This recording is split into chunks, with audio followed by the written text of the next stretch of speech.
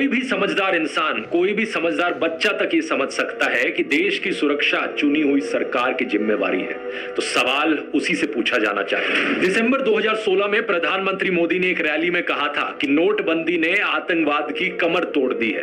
तो सवाल ये उठता है कि आतंकी हमले रुके क्यों नहीं उसके बाद। सिर्फ जम्मू एंड कश्मीर की ही बात करें हम तो देखो, नवंबर 2016 में हुआ नागरोटा आर्मी बेस अटैक, जुलाई 2017 में अमरनाथ यात्रा अटैक, फरवरी 2018 संजूवन मिलिट्री स्टेशन अटैक, फरवरी 2019 पुलवामा अटैक, मार्च 2019 Jammu bus stand grenade blast, जून 2019 अवंतीपोरा में इंडियन पैरामिलिट्री पुलिस पर attack, 2023 Poonch Rajouri attack, 2024 Reasi attack और अब 2025 पहलगाम अटैक। एक के बाद एक आतंकी हमले हुए जा रहे हैं और देश की मीडिया में हिम्मत नहीं है सरकार से सवाल करने की। ये सिर्फ 2014 से पहले होता था कि मीडिया द्वारा सरकार से सवाल पूछे जाते थे।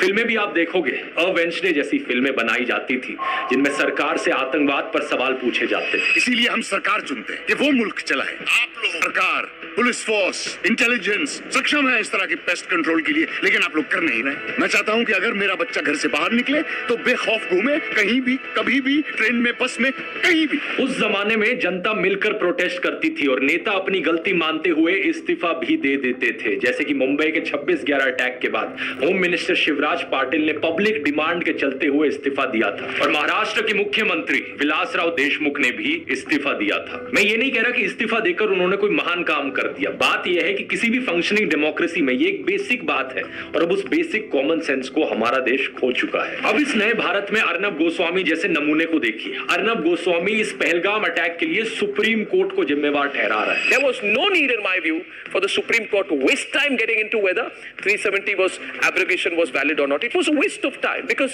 with the greatest of respect to the judges, they will not take responsibility for the security situation. ये वही नमूना है जिसकी व्हाट्सएप चैट लीक हुई थी और जिसने पुलवामा हमले के बाद व्हाट्सएप पर मैसेज लिखा था, this attack we have won like crazy. Pulwama attack के बाद सबसे पहले कवरेज कर लेने का ये जश्न मना रहा था। गोदी मीडिया एंकरों से इतनी सिंपल बात नहीं पूछी जा रही कि जिस जगह इतने सारे टूरिस्ट जमा थे वहां प्रॉपर सिक्योरिटी क्यों नहीं थी। आज तक चैनल के कॉरेस्पॉन्डेंट ने ये कहने की कोशिश की तो उनकी बात को बीच में ही काट दिया गया। ये मजाक नहीं है।